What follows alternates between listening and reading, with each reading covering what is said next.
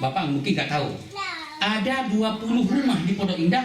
Salah satunya yang saya tahu karena teman saya Maimun yang menjaga sekarang, orangnya udah meninggal dunia yang punyanya lagi mau dijual sekarang 1,5 triliun mau dijual. Aneh kan? Gak pernah dengar kan? 1,5 triliun berapa juta dolar? 1,5 juta. Hah? 1,5 juta dolar. Itu 15 miliar. 150 atau 120 juta dolar. Betul Pak? Hitungan Pak Budi. Pak Budi ingat, aku nggak pegang duit segitu. Bukan Pak Budi langsung maaf, aku nggak bisa hitung, nggak pernah pegang duit. Bukan duit, hitungan dulu Pak Budi. Belakangan. Pak Jai, coba berapa? 1,5 triliun. Banyak. Bukan banyak. Berapa dolar? Gatal lehernya katanya. Bukan hitung pakai leher. 100 sekitar 150 juta dolar. Itu harga saya dikabarin. Berapa kali saya tanya waktu saya pulang ke Aceh, ketemu di waktu saya ke Medan, ketemu di airport. Dia kemana? Mun, berapa itu rumahnya mau dijual? Ya udah, berapa? Saya nggak ngerti, nggak mungkin 150 miliar kali, saya suruh tulis miliar itu adalah kali 1.500 kali katanya. Hah? Baru saya tahu rupanya untuk listriknya saja 63 juta per bulan. Baru akal. Jawabannya apa? Nah ini dengar, anak-anak beliau, ya Allah berikan beliau pengampunan Allah, dekat sekali dengan saya, beliau almarhum. Anak-anak beliau ada beberapa orang semua punya rumah sudah. Tidak ada yang mau ngambil rumah itu. Ada berapa anaknya saya nggak sebutkan, takut dikenal nanti gak enak. Tidak ada yang mau rumah itu. Masing-masing punya rumah sekitar 500 juta, 500 miliar satu orang. Saya tahu rumahnya. Saya sudah pergi semuanya. Yang perempuan belum saya pergi. Yang laki-laki sudah saya pergi, saya masuk rumah. Jawabannya apa? Dia spot apa ujungnya? Hari meninggal orang tuanya. Semua anak alhamdulillah ada. Yang satu di Singapura belum pulang, tapi sore udah pulang. Laki-laki situ juga, tahu nggak? Tidak ada yang maju untuk salat. Akhirnya saya dipaksakan maju. Saya nggak mau. Temannya dengan almarhum begini dengan saya, tapi nggak mau. Kenapa? Ada yang saya pandang orang lebih hebat dalam kejamaah. Saya bilang, Ustadz itu, oh ya, maju. Begitu maju, salat. Dengar baik. Ustadz menyalatkan sebuah atau seekor jenazah. Lupa apa ya? Itu kan bukan jenazah, kan bukan orang itu lagi. Sepotong, masa pakai motong? Apa? Seogok mayat. Seogok. Jangan pakai bahasa Jawa Bu. Nanti saya ceramah bahasa Aceh. Kapok nanti. Paris apa? Sesosok. Kayak hantu. Ini lain lagi. Semua udah sebuah. Yang penting masih kita anggap seorang. Anggap saya seorang. Seorang imam menyalatkan seorang jenazah. Padahal kalimat jenazah dalam bahasa Arab mayit, betul? Mayit itu kalau kita buka kamus itu bangkai. Dengar dulu, jangan komentar. Jangan ada negara. Bu Haji, mayit itu bahasa. Kita masuk. Saya ikut salah, grogi juga dengan situ. Maka besok kalau saya datang lagi, Bu Haji nggak usah datang lagi dah. Bu. Oh, datang. Tadi apa saya ngomong? Jenazah dalam bahasa Arab sama dengan mayit. Mayit buka kamus Pak. Buka kamus, mayit itu bangkai. Kita belum masih panas baru keluar nyawa. Hanya 10 menit kita jadi mayit. Orang tidak menyebut nama kita Bapak. Tidak lagi menyebutkan nama kita Ibu Haji, Bapak Haji, Ustaz, Kiai, Presiden, Gubernur. Nggak ada pangkat lagi. Langsung pangkatnya bangkai. Bagaimana? Begitu meninggal dunia, inna lillahi wa inna ilaihi raji'un. Nangis. Datang orang, kan langsung harus dihadapkan ke kiblat, mukanjah. Tolong angkat, pegang kepala mayatnya, kepalanya ke kiri, mayat langsung bangkai. Padahal itu seorang bapak, tokoh, ibu haji, bapak haji, terhormat, nggak ada lagi, semua hilang kehormatan, langsung jadi bangkai. Mayatnya ke arah kiblatnya kemana? Ke sana. Kepala mayatnya ke sana, kepala bangkai. Tolong pahami itu. Padahal baru 10 menit kita meninggal dunia. Nggak ada lagi kepala Pak Rosli, Ustadz Doktor, Bapak Haji Yayat. Nggak ada. Tolong, nggak ada kalimat. Pak Rusli sudah meninggal dunia, nggak ada Pak Ustadz Kiai, kepala Ustadz, nggak ada kepala Ustadz, kepala mayat, kepala bangkai. Kakinya bangkai ke sini, kepala bangkai ke sana, badan bangkai diangkat, tolong pegang-pegang dari bawah badan bangkai jangan jatuh. Itu semuanya semuanya mayat. Paham nggak? Ada apa? Ada apa? Sadarkan diri. Kedatangan saya malam ini diundang. Terima kasih kepada yang menyebabkan saya datang. Saya ngomong kepada Allah, dibukakan pintu surga kepada orang itu. Amin. Kalau semua yang menyebabkan saya datang, semua pintu surga insyaallah. Amin. Ada yang beda. Doa Ustaz ragu saya. Saya beri contoh satu boleh nggak? Masih ada waktu panjang nggak? Sampai pagi. Bukan sampai pagi, sampai Ustaz tumbang. Dengar, saya punya murid. Ini doa saya semua ngomong. Ini boleh. Orang murid, saya nggak sebut nama, nggak usah. Bisa masuk itu. Kalau perlu gambar, saya kirim gambar. 18 tahun nikah belum punya anak.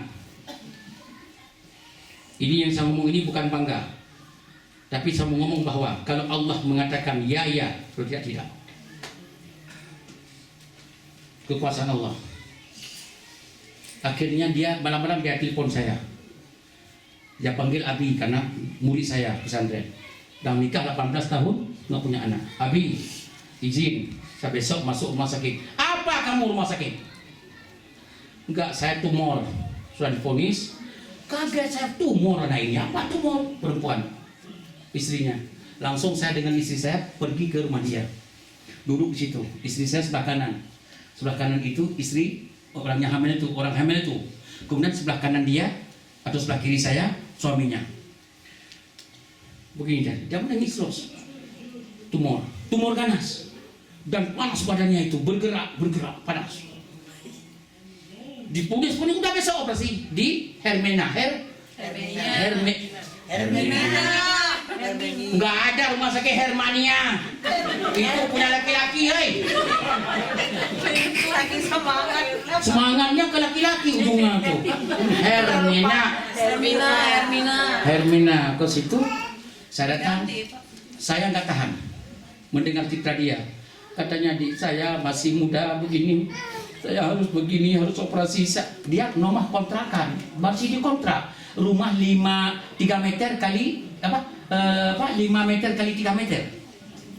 Di depannya ada warung kecil begini hanya. Orang miskin banget. Operasi ini kan ratusan juta. Saya nggak tahan. Saya kan bukan orang kaya juga. Kalau kaya tinggal bagi kasih. Kalau saya pemilik rumah yang tadi, nggak kasih juga gitu. Kan yang kejadian begitu. Apa? Istri saya begini. Istri saya kan yang kenal kita kan istri. Abi doain dong. Yang kenal saya istri saya, bukan istri orang. Begini, doain dong. Istri saya nangis, dia tahu saya siapa. Langsung begini tangan saya ke perut dia. Dengan bahasa Aceh saya sebut nya, sini. Bukan dinampakkan perut, enggak dah. Dari jauh itu dengan kain gitu. Jangan bilang, Ustaz lihat juga perut orang. Enggak lah, enggak dibuka. Langsung saya bilang begini. Kaget. Ya Allah. Saya hadirkan Allah dulu, kuat. Ya Allah. Ya Allah. Ya Allah 3 kali. Saya udah mau menangis, berlinang air mata. Jadikan tumor di dalam perut orang ini, saya sebutkan namanya, adalah bayi 18 tahun nggak punya anak. Istri saya nunduk nangis, saya juga ngederan air mata. Yang punya tumor itu langsung amin, doakan amin. Saya ulang 2 kali dan 3 kali, saya nggak ingat. Suaminya ketawa, amin, amin.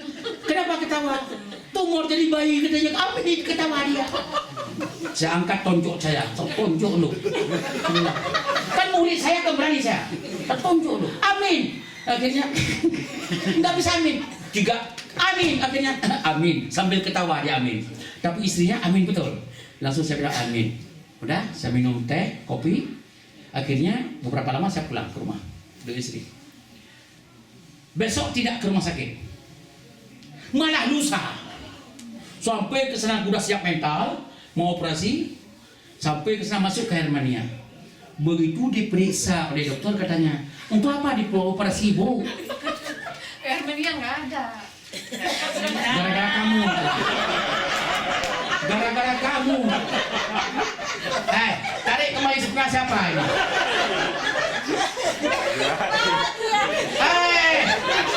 Tarik kembali.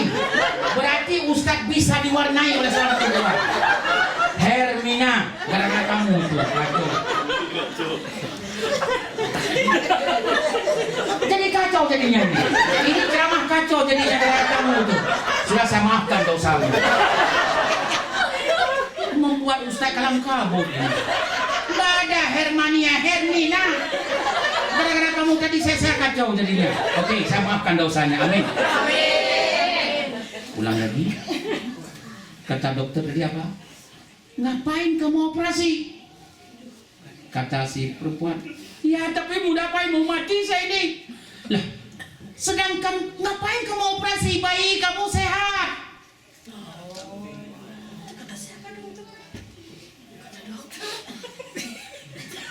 Kata dokter Hermania.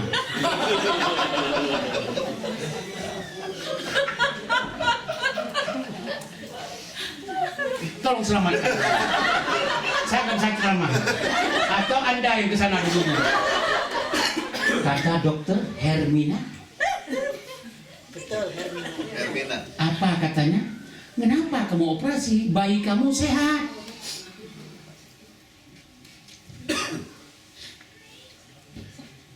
Bingung yang sakit.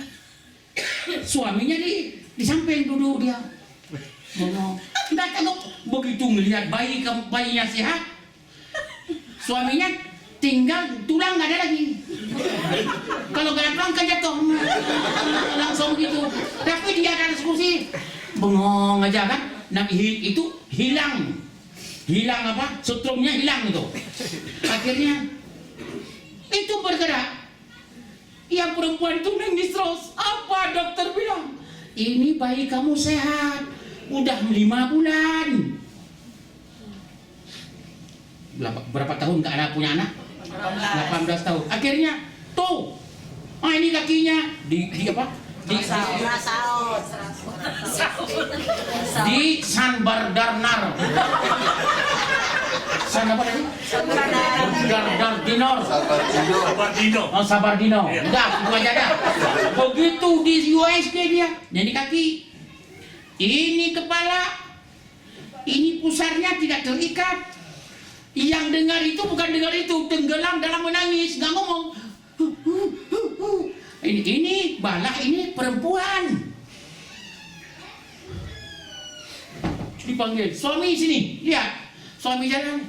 Nggak ada lagi ini, udah lemas semuanya.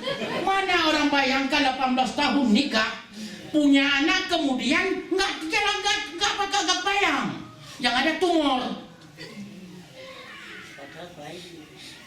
Padahal kalau istri kita begitu, langsung bilang alhamdulillah dapat, mungkin bisa nikah lagi yang lain nanti. Enggak, coba sembuhkan istrimu dulu. Akhirnya suami datang, nggak bisa jalan. Saya bisa bayangkan kan, karena dia apa? Bagaimana ya? Bukan lagi. Lebih dari itu apa? Shock. Kalau cocok begini. Dua ini parah. Tolong yang tua bukan. Yang muda pindah Pak. Sudah. Kesimpulan apa? Pulang-pulang tahu nggak? Mereka menangis di jalan pakai motor. Pulang-pulang langsung di SMS saya. Kalau saya perhati SMS masih ada di sini. Coba lihat Pak. Nggak percaya dia Pak. Sudah, ya memang orang zaman sekarang, akhir zaman, nggak ada lagi yang percaya sama Ustaz.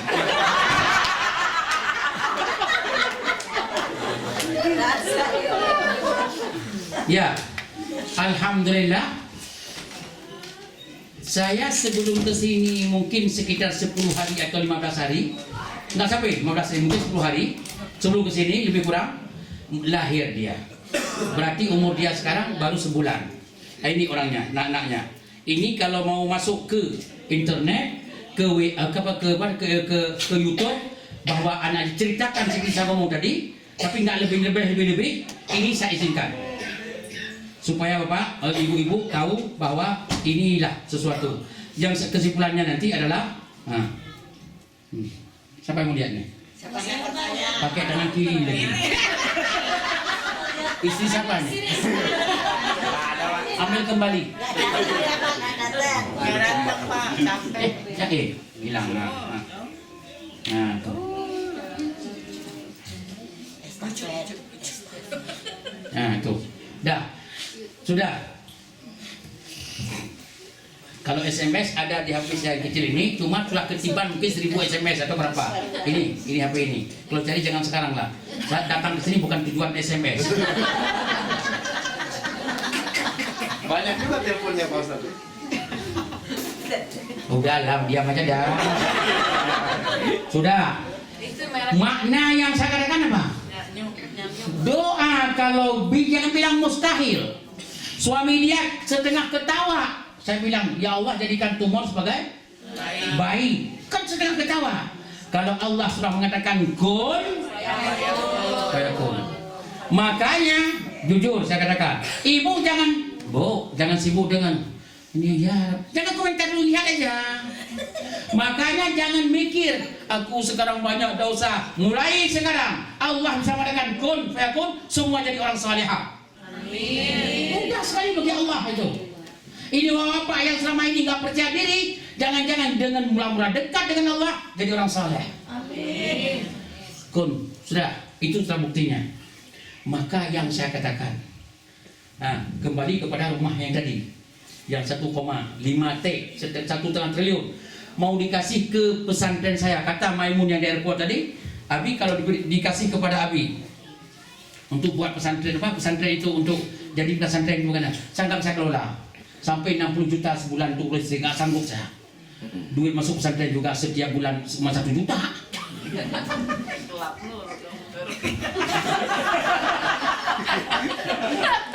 Tadinya yang kuning, sekarang mulai merah. Tadi kuning, sekarang dengan merah. Adik kakak. Pantasan. Sudah, mudah-mudahan panjang umur. Amin. Udah, dengar lagi. Oleh karena demikian saya bilang, maaf. Dulu di kemarin sampai sebelumnya kita sibuk menjaga anak, membesarkan anak, menyekolah anak, berdoa kepada anak supaya menjadi orang. Jawaban berhenti dari itu. Pindah kepada kita harus jadi orang. Setelah itu baru Anak. mulai anak. Itu bahasa saya. Dengar baik. Dari mana? Ku anfusakum, jaga dirimu dulu dah. Dalam pesawat tadi, pasang masker oksigenmu dulu. Jangan anakmu dulu mati dua-dua nanti. Kita sibuk membesarkan anak demi anak. Anak tidak punya iman, anak kesesat, nggak salat, kita pun nggak sempat salat. Dua-duanya meninggal dunia.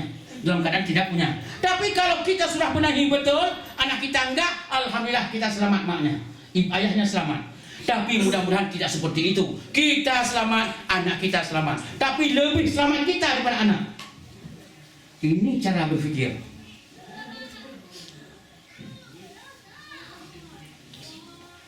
Apa saya katakan tadi? Kewajiban orang tua menyekolahkan anak hanya 15 tahun. balik. Setelah balik nggak ada urusan. Tapi orang tua menyekolahkan juga. Jawabannya kebaikan orang tua kepada anak. Ini anak harus tahu supaya dia nggak ngotot. Minta sesuatu, nggak ngotot. Dia sadar bahwa orang tuanya udahlah.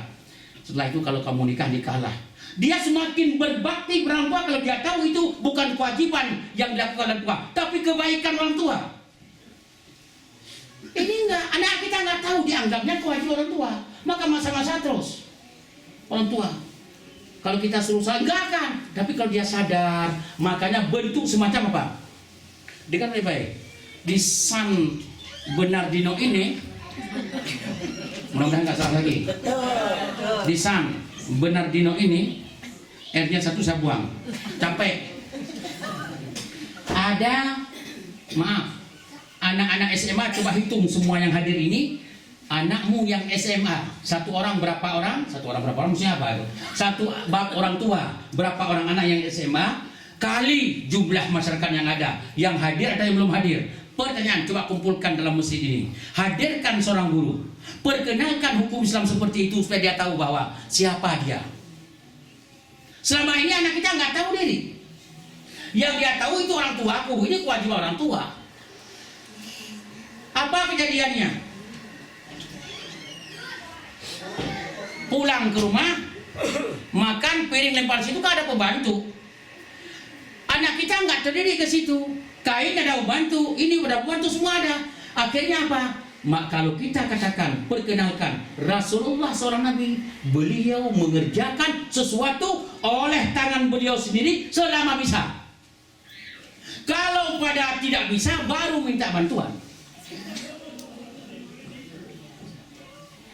Nah, kalau ayah yang ngomong, kata itu model lama ya, itu kaset lama. Dia nggak dengar. Tapi kalau ustadznya yang ngomong, diajak. Maaf, sebulan sekali dibuat. Ini pemikiran. Saya sudah usulkan ke Ketua ICMI dengan IMSA. IMSA? Ya, begini. Contoh. Ini mulai di sini aja deh. Di sini. Pak Haji Yayat, cari orang yang ada di sini yang paham agama sedikit. Yang paham agama sedikit. Nggak usah paham banget. Buka-buka buku, lihat pelajaran agama SMA yang di Indonesia atau yang madrasah aliyah di Indonesia. Buku agama itu yang tentang dasar-dasar. Contohnya ini. Sebutkan sebuah ayat. Contoh, buat kita tulis sebagai pegangan dia, sebuah kertas. Sebutkan karena anak muda tingkat SMA sebuah ayat yang mengajak kita untuk istighfar, bergegas untuk istighfar dan menyatakan surga itu adalah luas sekali. Tulis ayat di bawah, tulis makna dalam bahasa Inggris. Itu satu. Soal yang kedua, 3, 4, 50 soal. Sudah. Kira-kira mungkin 10 lembar. Betul? Betul? Katakan 10 lembar. Di fotokopi, dibuat semacam buku kecil, fotokopi aja. Dibagikan kepada anak SMA. Minta mereka, kita ada namanya cerdas cermat dan dapat hadiah besar-besaran. Ngerti gak? Anak kita rata-rata yang lahir di sini sudah citizen. Sudah apa? Penduduk asli, bisa pergi ke Saudi. Dengar baik-baik. Sudah bisa pergi ke Saudi untuk umrah dan bisa pulang. Yang belum ada grand card itu nggak bisa keluar, nggak bisa balik, nanti takut. Makanya anak kita rata-rata begitu, bisa. Oke, berikan hadiah umrah. Kita bilang seminggu sebelum acara kita mulai untuk perlombaan itu, Masing-masing kasih hadiah, dia baca. Kalau ini pertanyaan ini aku jawab, begini baca. Ayah, mak. Akhirnya orang tua nggak bisa tidur, diganggu terus. Ini baca apa? Ini maksudnya apa? Dia mau semangat menghasilkan sebuah hadiah besar, yaitu umrah. Anak kita pun berlomba, seminggu kita kasih waktu. Semua baca di rumahnya langsung. Oh, luar biasa, biar sibuk-sibuk sana. Mulai dia meeting, grup kita buat grup. Jangan per orang. Kayak dia nanti. Kamu sekarang cari teman. Pokoknya tidak boleh lagi kalau anak kita banyak 30 orang, bagi 6, 5 kelompok A, B, C, D. Mereka tahu nggak? Musyawarah. Ayo kita ke gunung sana, kita duduk kita hafal. Pokoknya kita harus menang. Kan begitu. Nah, kalau 5 orang nggak sanggup kita buat umrah banyak duit, kita kurangi lagi. Buat satu grup 2 orang atau sesuai dengan kemampuan. Duit dari mana? Nanti duit itu nanti. Kalau enggak sama saya ada kok. Enggak percaya? Ada sini, saya ambil. Ada duit. Untuk umrah mudah sekali. Caranya begini, mudah. Anak kita belajar, Masya Allah. Paling tidak setelah acara itu dia wawasan keagamaan sudah mulai termasuk. Betul nggak? Nanti di sini yang bertanya, ya siapapun jadi juri. Uang sudah ada di situ. Jika perlu panggillah ustadz yang dari pusat jawaban untuk juri aja deh. Satu orang, siapa yang menang udah. Bagaimana kita mengumpulkan uang untuk support anak kita harus belajar agama ini, memahami agama. Tahap. Nah, paling kurang nanti duit itu kumpul. Setiap yang punya anak SMA mau memasukkan ke situ, memberikan sebagai pendaftaran cerdas-cermat $100 umpamanya. Satu orang. Itu kan mensupport anak-anak, bukan persoalan. Anggap saja untuk memaksakan dia baca 50 persoalan agama. Itu kan mahal harganya. $100 apa artinya? Yang anak kita bisa baca. Luar biasa. Dan pernah saya lakukan di Indonesia. Dan sukses. Alhamdulillah. Malah sampai kepada terakhirnya 300 soal saya buat. Cuma setelah itu karena terlalu sibuk, saya nggak sempat lagi. 300 soal hampir ragu yang mana yang menang. Semua harus menang. Semuanya harus menang. Semuanya mengerti. Saya debat kiri yang tadinya nggak mau salat. Kata mamanya setelah ada ini dia tahajud karena ada di bawah itu. Barang siapa yang bisa membaca 2 sekali habis ini di jam 2 malam setelah dia kerja salat 2 rakaat, orang itu akan terang hatinya. Oh, rebutan salat tahajud. Ibunya gambar-gambar juga. Anak saya tengah malam dibangun saya. Kenapa? Tanya ini salat tahajud. Oh, sukses. Cuma suksesnya tidak 100%. Sekitar 70-75% lebih kurang perasaan saya. Ada juga yang bandel-bandel, ada. Ya, alhamdulillah Bu, ini salah satu solusi. Jangan biarkan anak kita sibuk dengan keduniaan kayak kita, sedangkan akhirat tidak punya modal. Menangis nanti yang tadinya imam sholat jenazah. Ingat, anak kita di belakang. Aneh, maaf. Boleh saya ngomong apa adanya? Boleh Pak? Kok nggak diam Pak Budi? Boleh Pak. Terkesima Pak Budi. Boleh saya ngomong apa adanya? Jujur, anak orang itu tidak ada yang sholat jenazah. Wallah, potong tangan. Nggak ada sholat jenazah satupun. Saya orang di situ, kau lihat, bolak-balik dia di luar. Jadi penitia. Orang tuanya meninggal sholat jenazah pun gagal. Jawabannya anak apaan itu? Itulah anak yang kita banggakan selama ini. Hartanya kita berikan semuanya kepada dia. Sehingga ayahnya dan maknya pelit juga setan. Masjid dibangun gak akan keluar duitnya. Semuanya gak akan pelit. Demi sebuah anak. Anak mana? Anak yang tidak mau sholat jenazahmu itu. Bukan gak mau, gak ngerti. Dan maaf, terima. Apa yang saya ngomong ini, kalau kurang hati, giliran kita menerimanya. Apa yang saya bicarakan ini, tunggu saatnya giliran kita. Nggak mau sholat jenazah. Padahal agama mengatakan, anakmu lebih berhak menjadi imam dalam sholat jenazahmu dibanding dengan orang lain. Anak kita nggak boleh panggil ustaz-ustaz. Dia langsung pasang badan. Karena kalau ustaz menanya, Pak, udah atur saf semuanya, ya. Imam ngantinya, ini laki-laki perempuan. Udah laki-laki salah nggak mau, laki-laki perempuan itu. Kalau begitu dia salah itu tidak ada urusan dengan jenazah, nggak terbayang wajahnya jenazah. Kok nggak kenal? Tidak kenal. Nanya, Mas, ini laki-laki perempuan? Oh, Pak Ustadz, ini laki-laki Pak. Nama saja Hussein. Imam belum kenal jenazah laki-laki perempuan, bagaimana mengenal wajahnya? Akhirnya Allahu Akbar, ya Allah ampunilah dosanya, ya Allah masuk dalam surganya. Jadi nggak nyambung kuat, sinyalnya kurang. Kalau boleh saya katakan sinyal HP itu stripnya tinggal satu, fotonya nggak bisa ketekan, nggak ngambil gambar. Kalau satu stripnya nggak bisa ngambil gambar, nggak kuat sinyalnya. Ini stripnya satu, Allah maghfirlahu, ya Allah ampunilah dosa, assalamualaikum, nggak lebih dari itu. Tapi kalau anak kita yang di depan kita, anak kandung, saya ngomong terus terang, saya masih ada orang tua 95 tahun kurang lebih, ibu 90 tahun lebih, saya masih sehat. Sampai tadi masih datang gambarnya ke sini. Tua banget enggak, tapi masih alhamdulillah masak di dapur sendiri, nggak ada pembantu orang Aceh. Saya doakan sempat panjang umur dan saya jadi imam. Walaupun begini kan jauh pergi, Pak. Nggak pergi-pergi, nggak pergi. Tapi alhamdulillah, abang saya ulama besar Aceh, adik-adik saya semua penceramah di Aceh.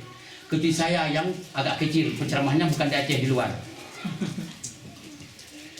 Maaf, kalau anak kita yang jadi imam, dia belum berdiri jadi imam. Bapak Ibu, iya, salahlah kepada orang tuaku. Betul nggak tuh? Betul nggak? Orang tuaku namanya Hussein, mudah-mudahan Allah ampuni dosanya. Dalam hati dia keluarkan nangisnya itu. Allahu Akbar. Goyah badannya, terbuka wajahnya di depan matanya. Allahumma ighfir lahu, ya Allah, ampunilah dosa orang tuaku yang melahirkan aku, yang membesarkan aku. Dia maafu. Siapa mana Tuhan tidak mau terima, pasti Allah terima. Karena dia dengan hati, dia kenal siapa kita. Tapi kalau orang lain nggak ada urusan dia. Allahu Akbar, Allah ampunkan dosanya. Makanya saya katakan, untuk mau dikemanakan anak kita sehingga rakus membangun dunianya. Nggak kita pikirkan agamanya. Jawaban, kita tidak salat, anak kagak ngerti salat. Kita kurang dekat dengan Allah, anak satu jurusan, jangan-jangan dia lagi berpacaran dengan non-muslim. Kalau dia sanggup bertahan, kalau tidak kan ditarik. Ini persoalan besar. Tapi kalau anak kita kuat, walaupun berpacaran dengan non-muslim pasti diislamkan. Dan dalam Islam dibertahan dia berdakwah karena kuatan iman. Dia akan berdakwah. Dia akan mengatakan, kalau kamu nggak masuk Islam, saya nggak butuh. Karena saya ingin menelurkan lahir anakku dari wajah-wajah yang ridha Allah. Jangan sampai dikandung anakku oleh orang yang tidak percaya kepada yang menciptakan anakku itu. Karena kuat, dadanya kuat dia, imannya kuat. Tapi kalau kita nggak masuk ke situ, yang penting aku bukan penting. Ya sama aja, lahir dari muslim sama juga. Wong agama juga sama semuanya. Jawaban, kita kagak salat, kagak ibadah, kurang salat, kurang ibadah, harta pelit ibadah setan sehabis untuk demi anak tidak jadi manusia normal. Ini persoalan tersendiri Bapak dan Ibu. Tolong saya, maaf, malam ini adalah saya sengaja, saya kocok, saya godok. Satu harapannya, Bapak menjadi orang-orang saleh dan Ibu menjadi orang-orang salihah. Amin. Ayo berjuang. Banting setir, banting setir, banting setir. Jangan mengkambing hitamkan anak. Ustadz, ya, anak saya sudah saya didik, tapi saya suruh salat, tapi nggak mau. Gimana Ustadz? Begini, waktu SD saya sudah suruh sekolah, dia nggak mau, dipaksakan nggak? Diikat anak SD, diantar ke sekolah, nangis. Kalau anak nggak mau sekolah, berpisah dengan orang tuanya untuk SD. Tapi kita paksakan, kenapa kita paksakan? Kenapa ini nggak dipisahkan? Tidak boleh alasan lagi seorang ayah mengatakan, aku sudah nyuruh tapi dia nggak mau. Jawabannya, Anda salah. Dosa Anda. Keras bahasa saya. Nggak ada orang yang mau kok. Tapi kenapa Anda sekolah dan dia bawa sekolah SD? Oh, sampai sekolah SD nggak mau, diantar, digoda sana, digoda sini, dipaksakan betul kan? Dipaksakan betul. Kenapa ini? Bangun setelah subuh. Ya udah. Ustaz, saya udah bangun-bangun tapi nggak bangun dia. Saya udah bangunin. Dosa nggak Ustaz? Pertanyaannya. Jeleknya pertanyaan. Kalau suamimu, kamu nyuruh ini apa? Suami. Kalau suami nyuruh bapak, ibu, suruh ini nggak mau, suruh itu nggak mau. Kita bertahan nggak Pak? Cari lagi. Siapa yang bilang bertahan? Saya tanya sama suami. Yang jawab istri ini. Parah juga dunia ini.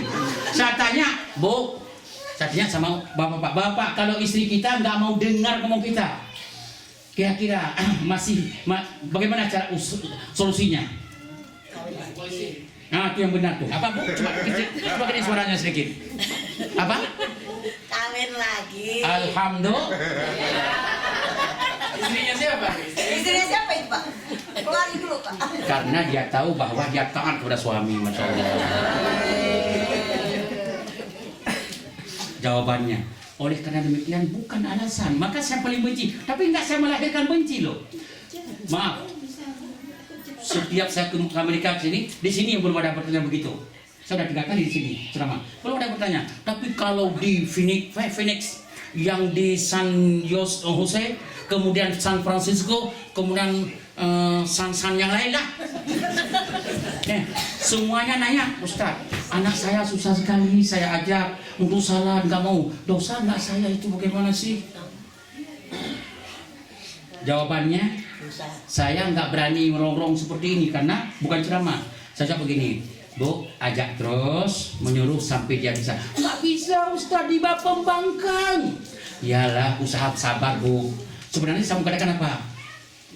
Sekarang setelah jadi kayu itu besar, baru Anda bengkokin, nggak bisa. Kalau Anda mau membentuk sebuah pohon kayu, dari kecil Anda putar-putar ujungnya. Coba jawab bukan Pak. Betul. Pohon yang paling besar bambu. Dari kecil Anda tarik sedikit dengan benang. Anda tuliskan pohon bambu setelah gede, bentuk la ilaha illallah dengan pohon bambu, bisa Anda bentuk itu dalam bentuk la ilaha illallah kalau Anda mulai dari kecil. Tapi setelah jadi pohon beringin yang ada hantu belaunya dalam, mau bentuk apaan?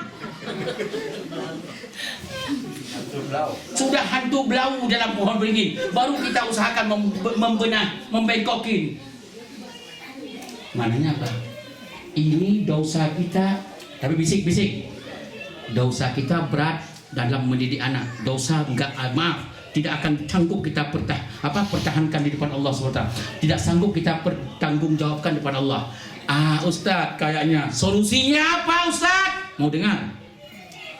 Solusi supaya tidak terbeban. Mau nggak? Sedikit yang ngomong. Ada 2 orang lagi, kenapa nggak ngomong? 1. Ini mau. Gitu. Ini mau atau ngejek ini? Ulang, mau atau tidak? Mau. Bagaimana saya jelaskan saya? Waktunya sudah lebih 10 menit. Dari jam Sotomi.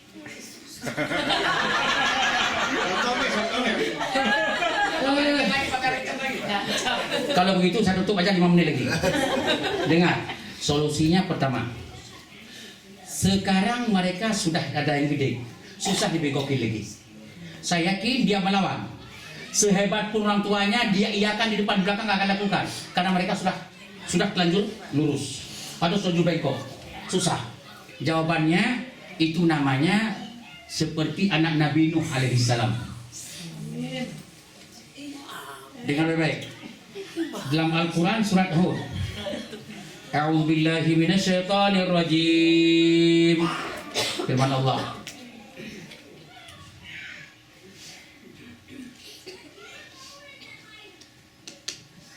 Saya baca ayat perlu terjemah atau yang terjemah saja? Begini. Lengkap Pak, lengkap. Saya juga ini. Yang bilang lengkap mana? Itu tanda nggak ada kerja besok.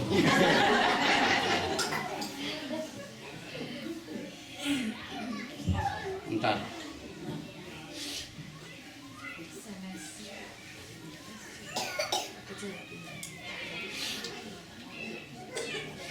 Lah, kok nggak ada lagi?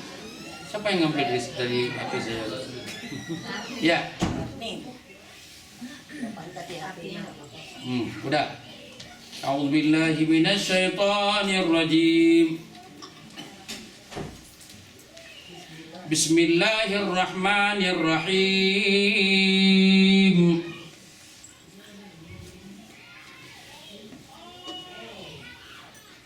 Wa nada Nuhur rabbah. Nabi Nuh berteriak mencari pembelaan kepada Allah. Surat Hud ayat 45-46. Nabi Nuh memanggil Allah. Katanya, faqala rabbi inna ibni min ahli. Ya Allah, anakku itu kan keluargaku. Ya Allah, anakku itu kan keluargaku.